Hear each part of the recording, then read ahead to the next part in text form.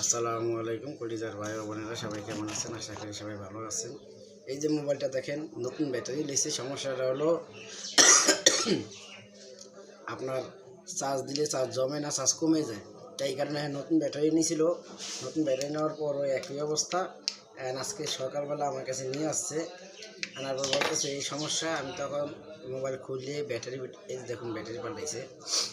তখন পিন পাল্টায় রাখছি, ভিডিও লম্বা হয়ে যাবে দেখিয়া। এখন হলো চেক করার পালা, দেখা যাক চার্জ হয় কি না। এটাকে তো আমি আগে একবার চেক করেছিলাম খোলার আগে, তখন দেখছি চার্জ নেয় নাই। এখন দেখি কি অবস্থা। হ্যাঁ, আশা করি আমার ওই সেটটা হয়ে গেছে, কারণ দেখাই যাচ্ছে যে দেখুন এই যে চার্জ হচ্ছে। তারপর এই যে আমার চার্জারও লাল বাতি জ্বলতেছে। এর আগে সবুজ বাতি ছিল, যার কারণে আমি বুঝতে পারছি যে না, এখন চার্জ হচ্ছে। সবাই